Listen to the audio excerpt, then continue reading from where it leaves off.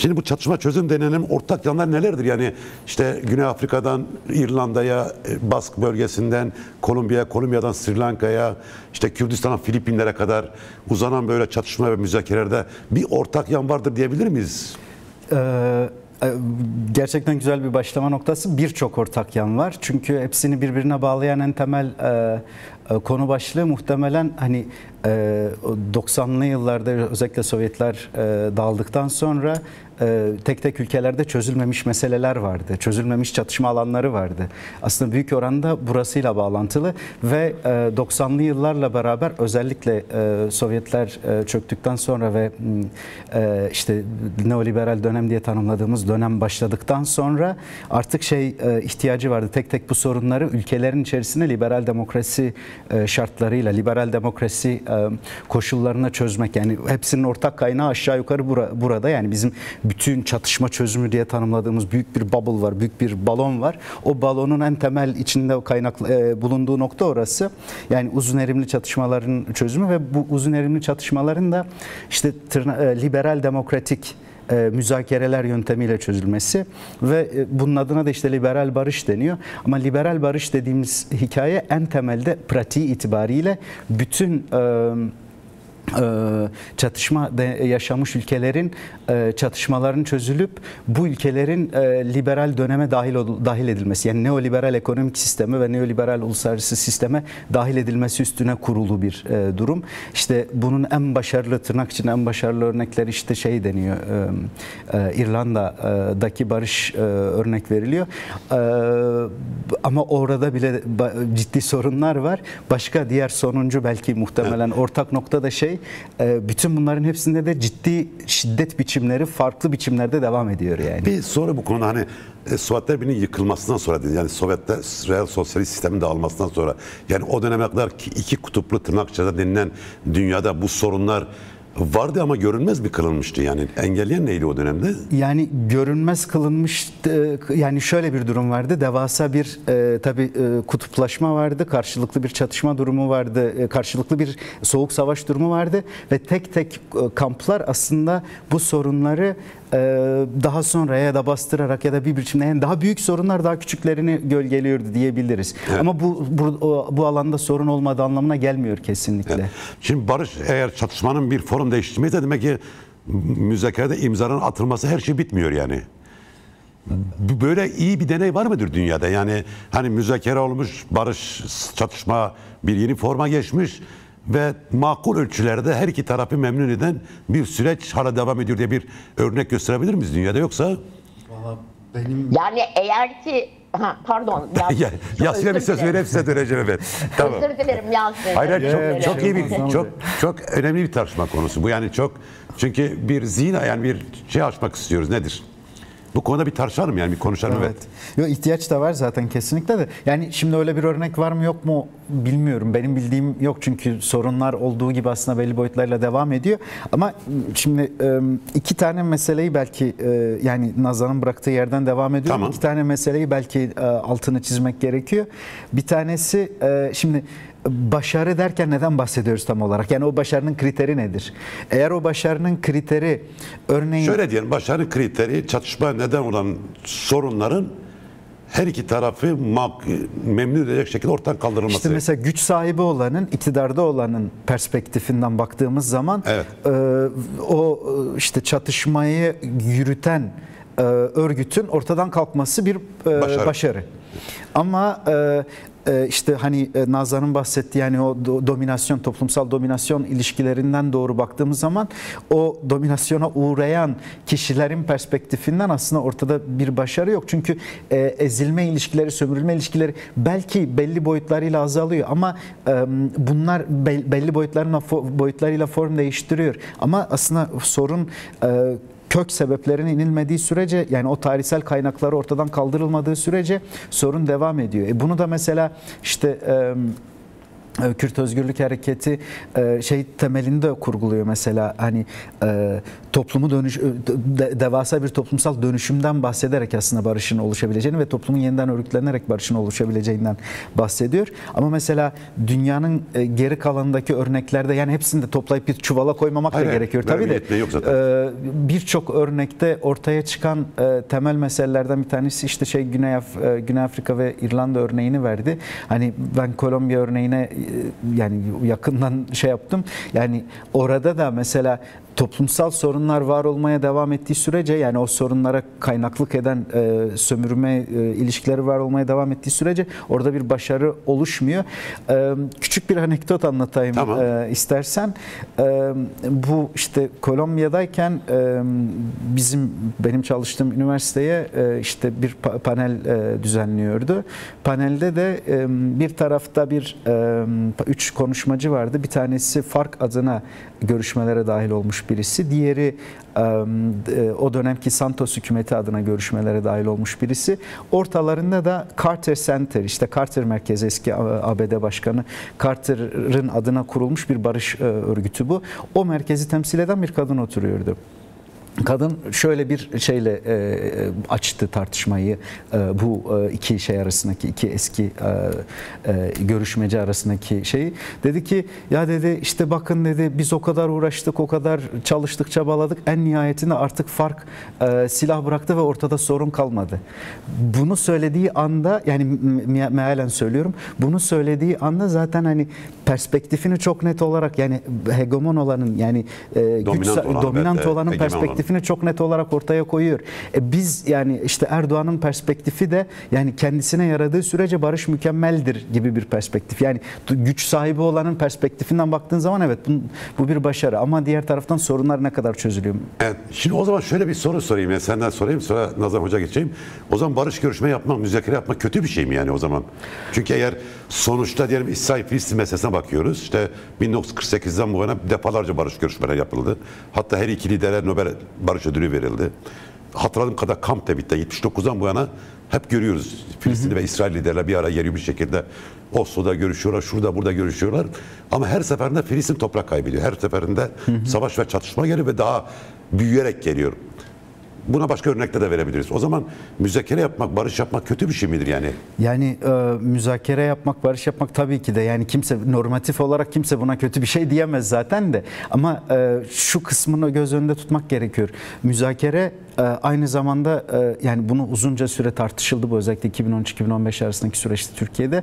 Yani müzakere aynı zamanda eğer beraberinde bir mücadeleyle işletilmiyorsa evet, o müzakerenin nihayetinde ortaya çıkan şey çok fazla işte bu toplumsal güç ilişkilerini dönüştürmüyor. O mücadelenin de devam etmesi gerekiyor beraberinde. Ve o mücadelenin de bir örgütlülük için, muhtemelen biraz daha detaylı da konuşmamız gerekecek onunla ilgili, ama o mücadelenin bir örgütlülük içerisinde devam etmesi gerekiyor. Aksi durumda yeniden üretiyor. Güç ilişkilerini, yani verili güç ilişkilerini yeniden üretiyor aslında evet, müzakere. Şimdi Kolombiya'nın farkı ne buradan? Yani Kolombiya'da Tamilliler ve hatta Sri Lanka devleti gibi bir sorun yok. Orada daha çok sınıf ve köylülerin mücadelesi sonucu ortaya çıkmış bir iç savaşı var. O da 50 yıl falan mı sürdü yani Kolombiya'daki, yoksa? 62'de başlıyor. 62'de başlıyor. Evet. Yani ne demezsen bir 60 evet, 60 yıl sürdü. Evet. Şimdi tabii orada tırnak içerisinde o başarıyı kullananın başarıya ulaşılmış bir barış anlaşması var. Hatta çok büyük bir seremoni yaptılar. Beyaz elbiseler giymişlerdi. İşte Kuba'da imzalandı. Devlet başkanı katıldı. Kuba devlet başkanı, işte Kolombiya devlet başkanı, farklı gerili alan liderleri katıldı. Peki ondan sonra ne oldu? Kolombiya deneyi bize ne söylüyor? Yani Kolombiya deneyimi aslında, yani kontekstler birbirinden çok farklı tabii. Nazan'ın bahsettiği Sri Lanka'dan da çok farklı. Bizim içinde yaşadığımız şartlardan da fazlasıyla farklı. Belki en temel mesele, yani şimdi 2012-2016 arasında yürütülüyor müzakereler Kolombiya'da. 2016'da barış anlaşması imzalanıyor ve barış anlaşması aslında, yani kendi durduğum yerden söylüyorum, bütün imzalanan barış anlaşmaları arasında gerçekten gerçekten en iyilerinden bir tanesi. Yani çok ciddi, bütün Kolombiya'nın bütün sorunların aslında şey yapılıyor, tartışılıyor barış anlaşmasına ve hepsi belli bir mekanizma içerisinde çözülmek üzere zaten bir Kağıda da anlaşma. dökülüyor. Tabii, kağıda da dökülüyor bunların hepsi işte, ama onun şu ana kadar kaç yıl geçti? 2016-2025, 9 yıldır %5'i uygulandı sadece. %5'i de neyle ilgili? Hani onu da şey yapayım. %5'i de en temelde FARC'ın silahları Birleşmiş Milletler'e teslim etmesi ve FARC'ın siyasete katılımı ve ama geri kalan birçok sorun ya form değiştirip devam etti ya da olduğu gibi devam etti. Yani öyle o detaylara girebiliriz bu anlamda. Yani şu barış masasında öngörülen ve üzerine anlaşılan meseleler olduğu gibi duruyor. Olduğu gibi duruyor ama neden durduğuna dair belki bir iki bir şey söylemek gerekiyor. 2018'de Santos iktidardan ayrılıyor. 2018'den itibaren aslında daha şiddetli bir süreç başlıyor Kolombiya'da ve bunun da mesela Donald Trump'ın seçilmesiyle de doğrudan alakası var ve işte hani az önce bahsettiğimiz liberal dünya düzeni dedik ya, o liberal dünya düzeninin de artık yavaş yavaş bütün dünyada artık değerini kaybetmesiyle de doğrudan alakası var. Çünkü garantör olabilecek yapılar, yani buna herhangi bir şey sunmuyorlar. Uluslararası kurumlar buna herhangi bir destek sunmuyorlar. Ve barış anlaşmasının imzalanan barış anlaşmasının uygulanması kağıt üstünde kalıyor. Zaten hani Kolombiya'da şöyle bir şey var. Hani 91'de bir anayasa yapılıyor. 91'de yapılan anayasa belki de Latin Amerika ülkelerinin içerisinde en böyle hani demokratik önde gelen anayasalardan bir tanesi ama o da uygulanmıyor. Neden mesela uygulanmıyor? Uygulanmıyor yani çünkü bunu uygulayacak tam olarak bu noktada işte bunu uygulayacak güç yok. Bunu uygulatabilecek herhangi bir güç yok. Yani toplumsal örgütlülük işte gerilla örgütleriyle biraz bağlantılı, işte ya gerilla örgütleri ile sağlanıyor ya da işte yerli halklar kendi örgütlenmelerini sağlıyorlar. Ama mesela ve ciddi bir direniş kültürü de var aslında ama bunu diğer taraftan karşılayan büyük bir şiddet kültürü de var. Şiddet kültürü de özellikle kokain ticareti ve narkotrafiğin dahil olması ve diğer taraftan da bundan beslenen büyük paramiliter yapıların oluşması ve en temel sorun Kolombiya'nın kuruluşundan itibaren Kolombiya devleti, işte bir tane eski komünistle konuştuğumuz zaman söylemiştik, 40 tane ailenin hakimiyeti altındadır. O 40 tane aile hala hakimiyetini bir biçimde devam ettiriyor ve bunun devamı için de ellerinden gelen bütün şiddet mekanizmalarını kullanıyorlar. Şimdi bu böylesi şartlar altında bir taraftan büyük bir mücadele ve direniş kültürü var aslında ama diğer taraftan da o direniş kültürünü doğrudan cepheden savaşan bir siyasal ve paramiliter yapılanma var. Bunun kaynaklarından bir tanesi de şu: Kolombiya'da mesela örneğin şu andaki en güncel temel sorunlardan bir tanesi palm yağı üretimi. Evet. Palm yağının üretimi için ne işe yarıyor palm yağı üretimi? Palm yağı endüstriyel gıda sektörünün en temel şeylerinden bir tanesi. Birisi oluyor. Evet. O palm yağının üretilmesinde Kolombiya'daki yerli halkların ya da oradaki çiftçilerin toprakları boşaltılıyor. Ağaçlar kesiliyor, işte ormanlar kesiliyor ve palm yağ üretimi için kullanılıyor bu alanlar. Ve bunu kimler yapıyor? Bunu doğrudan aslında ABD'li ve Avrupalı şirketlerle beraber çalışan işte bu oligark yapılar aslında bunu devam ettiriyorlar. Buna karşı bir direniş de var. Devasa bir direniş kültürü de var ama diğer taraftan da Kolombiya, özellikle bu son hükümet biraz daha farklı ama bugüne kadar son 200 yıldır, yani Kolombiya kurulduğundan beri ilk defa solcu bir hükümet var mesela Kolombiya'da. Diğer önceki bir işe yarıyor mu solcu hükümetler? Çünkü Sri Lanka'da da bir solcu hükümet var. Şöyle bir şey, yani biraz şey anlamda söyleyeyim. Yani Kolombiya'da bu solcu hükümet yani yapılan 2016 yapılan barış anlaşmasını devam ettiriyor mu yani? ettirir mi yani sence? Şeye oranla yani ondan önceki Uribe hükümeti Santos anlaşmayı Duque hükümeti Santos anlaşmayı imzaladı, sonra Duque geldi. Duque hükümetine oranla tabii ki çok daha büyük adımlar atılıyor. Ama solcu hükümet istediği kadar solcu olsun, toplumsal güç ilişkilerini değiştirebilme kapasitesi yok. Hani Şimdi benim dikkatimi çeken bir şey vardı Kolombiya'da. Barış Anlaşması imzalandı, sonra referanduma gidildi. Referandumda reddedildi. Evet. Yani 200 bin kişinin öldüğü bir iç savaşta insanlar neden bir barış anlaşması reddeder? Birkaç sebebi var. En temel sebebi eski devlet başkanı, 2 dönem devlet başkanlığı yapmış Uribe diye bir vatandaş var. Uribe aynı zamanda Uribe'nin kardeşi, aynı zamanda Kolombiya'daki en büyük paramiliter örgütün de kurucusu bu arada. Evet. Onun büyük bir etkisi var. Onun anti propagandası var şeye karşı. Artı bunun böyle bir şeyin geçmesi birçok kişinin aslında çıkarını zedeliyor ve katılım az. Ve hakkında yapılan tartışmalar ciddi oranda eksik ve diğer bir taraftan da toplumun belli bir kesiminde farka karşı ciddi bir öfke de var. Bütün bunların hepsi bir araya gelince... Öfkenin kaynağı ne? Yani savaşta yitirilen canlar mı? Yani fark yıkım mı? Şöyle bir şey söyleyebiliriz aşağı yukarı. 90'lı yıllara kadar aslında bir köylü hareketi olarak ve ciddi bir direniş örgütü olarak devam ediyor. 90'lı yıllardan itibaren özellikle Venezuela sınırındaki belli Frente Primero dedikleri bir farkın bir cephesi, onların dahil olduğu ciddi bir yani şöyle kendileri bu ticareti yapmıyorlar ama bu ticaretten vergi alıyorlar. Bir şey söyleyeceğim, yani bu geçen çalıştayda sana sordum, belki şimdi söylemen daha hoş olabilir. Fark tabii Kolombiya, Latin Amerika ülkeleri aslında başkaları o ülkelerde yaşıyor. Yerli halklar vardı o ülkelerde. Sonra beyazlar gidince bu yerli halklar ülkelerin topraklarını kaybettiler. Fark gibi işte sol, sosyalist ve de Marksist bir örgüt. Bu yerli halkların o taleplerini gündemine alan bir örgüt müdür? Yani oradaki gerilla grupları yerli hakların kendi geleceğini özgürce belirleme hakkını, o topraklardaki haklarını savunuyorlar mı? Yani böyle bir motivasyonları var mı? Yani kafama takılan sorulardan bir tanesi bu.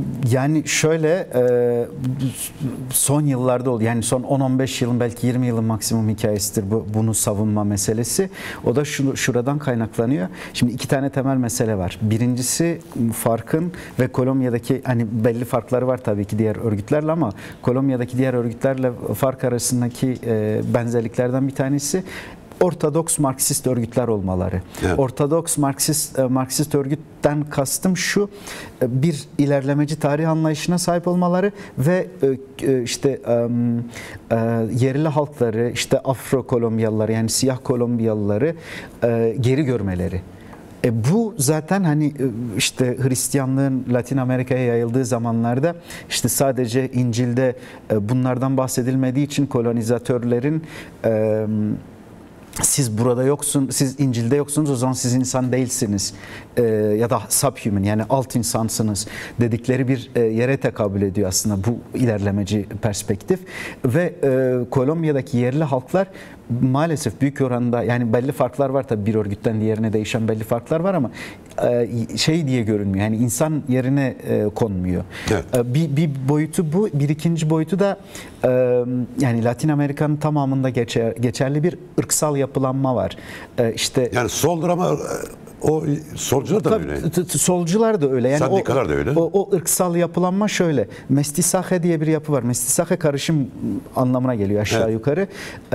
Irksal yapılanmanın kaynağında da bir taraftan işte ailenin bir tarafı İspanyol kolonizatör, diğer tarafı yerli halk. Bunların birleşiminden ortaya çıkan bir ırksal yapılanma var ve mestizaje deniyor bunun adına.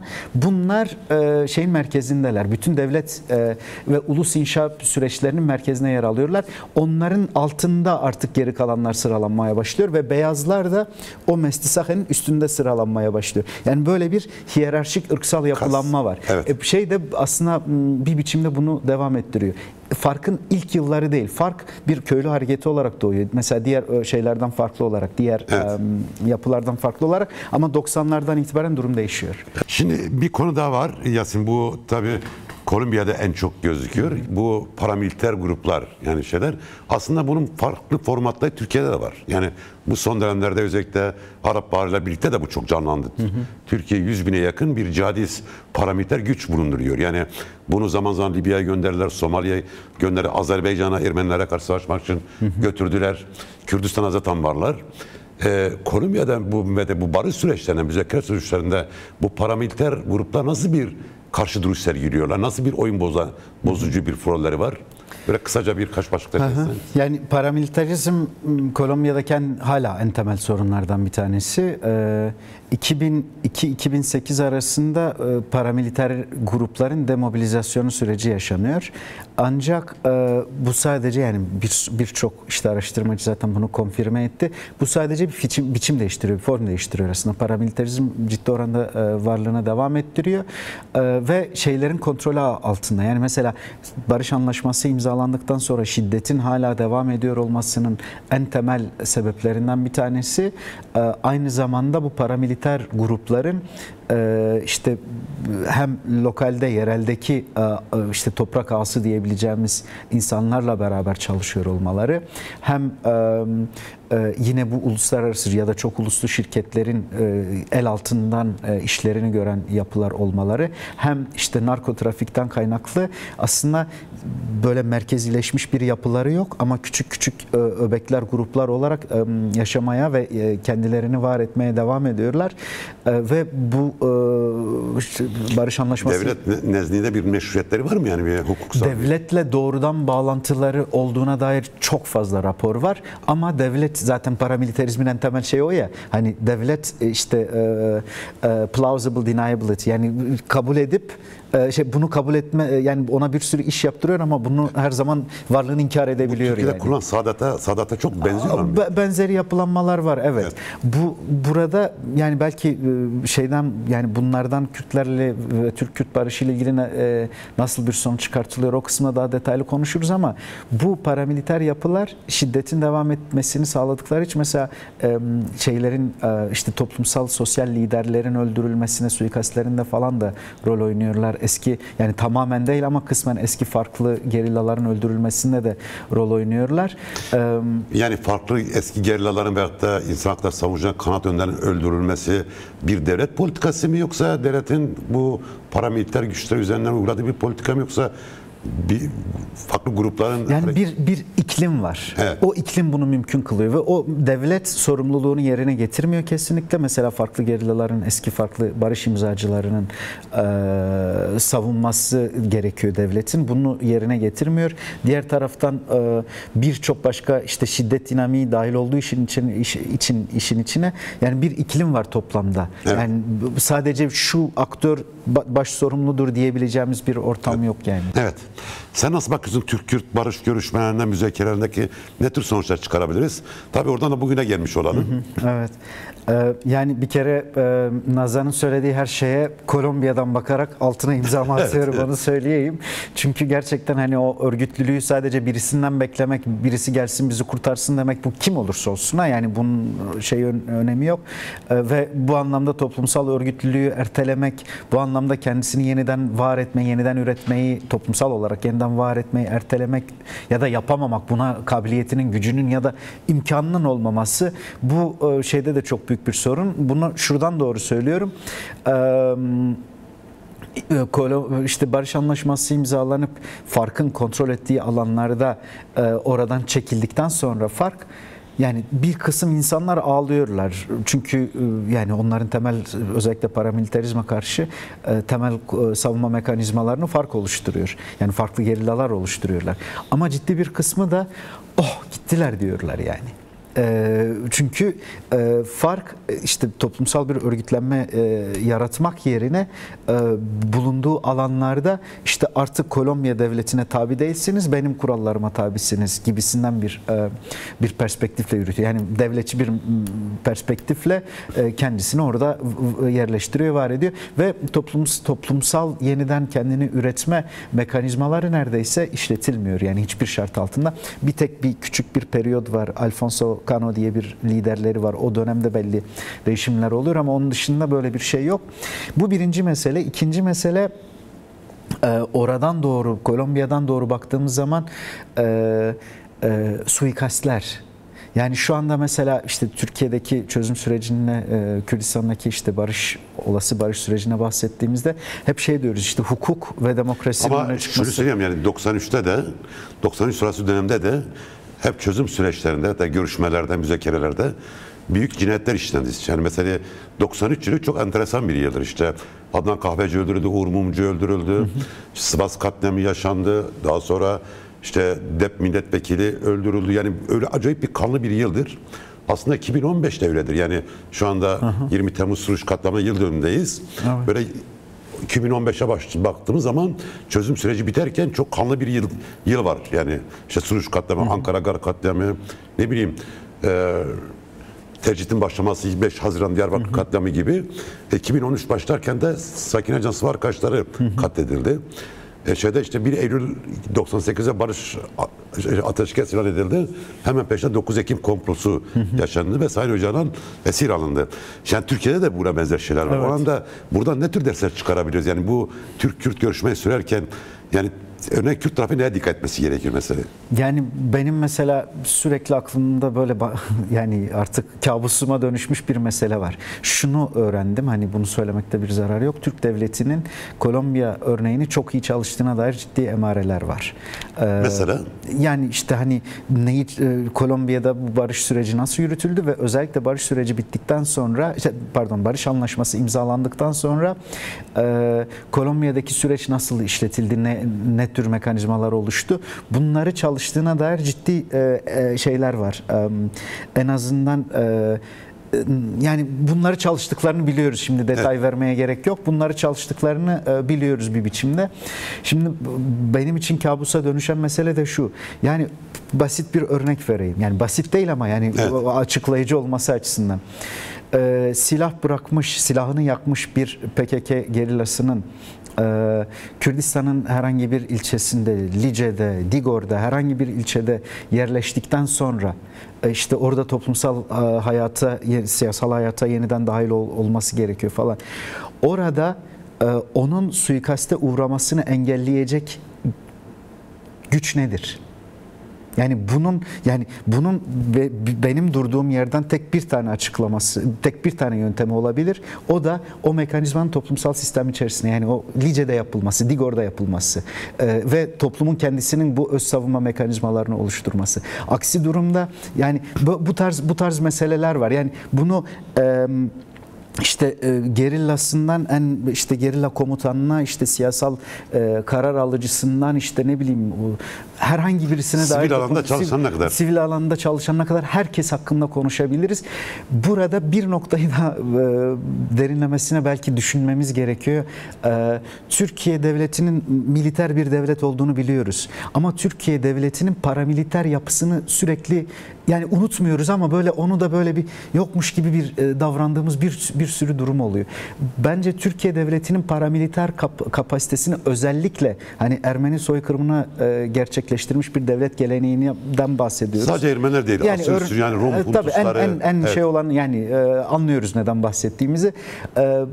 Bunun oradaki paramiliter yapılanmanın bugüne kadar dönüşümü, özellikle 60'larla beraber Soğuk Savaş, ondan sonra onun mesela Avrupa'nın geri kalanında Gladio örgütleri tek tek çökertilirken Türkiye'de bunun devam ettiriliyor olması, Format değiştirmesi. Format değiştirmesi. Yani bu geleneğin görülmesi gerekiyor.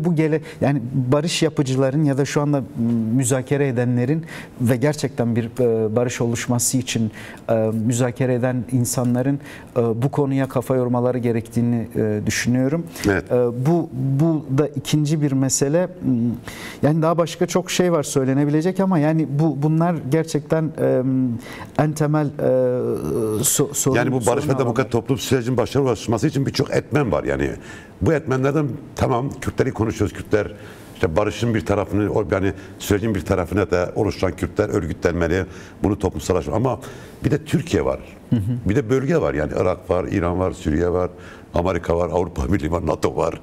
Yani bu iş o kadar çok sanki hani iki tarafın sadece görüşmesiz üzerinden kurgulanacak bir hikaye gibi gözükmüyor.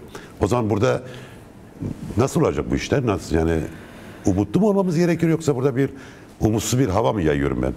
Yani umudu dışarıda aramamak gerekiyor bir kere bence temel mesele orada. Çünkü yani işte yakından takip ediyoruz işte Suriye'de olanları yakından takip ediyoruz. Umudu dışarıda aramamak gerekiyor. Ya zaten toplumsal örgütlenmeyle bir güç oluşturabiliriz ancak. Bir örnek vereyim belki biraz umut olabilmesi açısından belki işimizi görebilecek bir şey. Kolombiya'daki bir şey. Yerli halklar birçok işte paramiliter yapı gelip onların topraklarını yani onları bastırmak için mesela gelip bir köyden bir tane insanı kaçırıyorlar, 3 tane insanı kaçırıyorlar. Şu anda yerli halklar mesela 3 tane, 4 tane, 5 tane köy bir araya geliyor. Sopalarla, bastonlarla gidiyorlar. 300 kişi bir araya geliyor. Baston da sembolik bir şey. Gidiyorlar o kaçırdıkları insanları belki bir hafta bekliyorlar, belki bir ay bekliyorlar ama en nihayetinde o insanı alıp geri getiriyorlar kendi şeylerine. Yani güvence burada toplumun örgütlenmesi. Toplumun kesinlikle örgütlenmesi ve örgütlenmeyi de şeyin eline bırakmaması. Kesinlikle yani böyle gidip uzaydan kurtarıcı beklememek gerekiyor yani. Hocam buyurun. Bu dayanışma ile ilgili iki nokta, Nazan'ın söylediklerine ek olarak iki noktayı da ben belirteyim. Birincisi bizim bu küresel düzeyde oluşan ağlara dahil olmamız gerekiyor bir biçimde belki. Ama bu ağlara, ikinci mesele de bu ağlara dahil olurken de işte hani bu bizim modelimiz, gelin bu çok iyi süper falan değil. Hayır, bu karşılıklı bir tecrübe değişimi gerekiyor ve bu tecrübe değişimini yaparken de sadece öğretmek değil, öğrenmek üstünden de belki bir şeyler yapılabilir ki buna da Kesinlikle. ihtiyaç var. Buna da fazlasıyla ihtiyaç olduğunu düşünüyorum yani.